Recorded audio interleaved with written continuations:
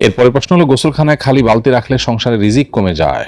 ইসলাম কি এ ধরনের কোনো বিশ্বাসকে সমর্থন করে? আমার মা এটি বিশ্বাস করে গোসলখানায় খালি বালতি রাখতে নিষেধ করেন। প্রিয় ভাই, এটি সম্পূর্ণ কুসংস্কারাচ্ছন্ন বিশ্বাস। বাথরুমে বালতি খালি থাকলে সংসারে রিজিক কমে, এরকম বিশ্বাস করাটাও ইমানের সাথে অসঙ্গতিপূর্ণ বিষয়। রিজিক দেওয়ার মালিক আল্লাহ তাআলা। অন্য কোনো বস্তু বা এই জাতীয় মনে করা কোনো কিছুর উপর রিজিকের নির্ভরতা আছে মনে করলে সেটা আল্লাহর সঙ্গে একরকমের শিরক হয়।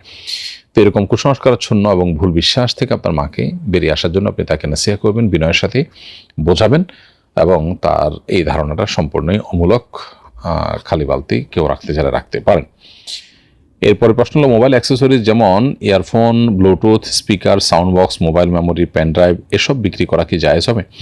উত্তর হলো হ্যাঁ, এগুলো বিক্রি করা জায়েজ আছে। এগুলো কিনে যদি কেউ গুনাহের কাজে ব্যবহার করেন, এটা দায়িত্ব তার। এটাই শরিয়ার মূলনীতি।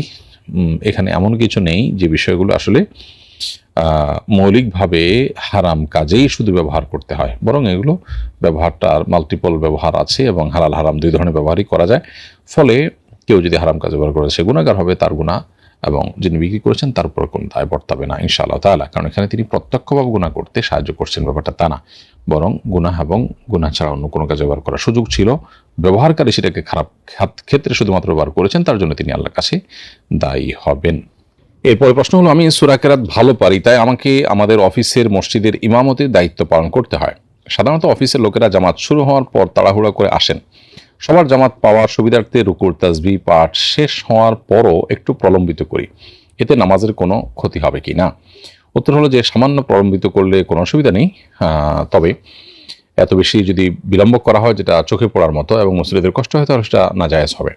আর নির্দিষ্ট করে কোনো মুসল্লি আসছে এবং তার জন্য আপনি লম্বা করলেন, সেটা অনুচিত। নামাজের মধ্যে নামাজের বাইরের বিষয়ের প্রতি এভাবে খেয়াল রাখা এবং সেটার আলোকে নামাজের প্ল্যান পরিকল্পনা করা, এটা অনুচিত।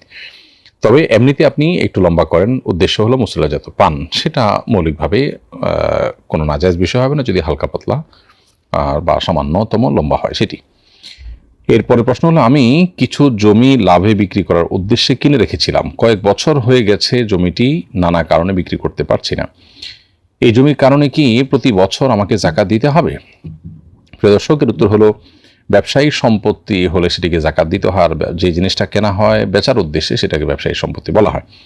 অতএব আপনি এই ল্যান্ডের বিজনেস করতে গিয়ে যে জমি কিনেছেন, এটার প্রতি বছর 2.5% হারে আপনাকে যাকাত দিতে হবে। বাজার মূল্য প্রতি বছর যখন যাকাত দিবেন তখনকার বাজার মূল্য হিসেব করে শতকরা 2.5% মানে যাকাত দিতে হবে। এবং এটা আপনার কাছে আপাত দৃষ্টিতে জরিমানা মনে হতে পারে, বিশেষ করে এরকম জিনিস যেটা অনেক বেশি দাম, সেটার হয়তো অনেক বেশি যাকাত আসে।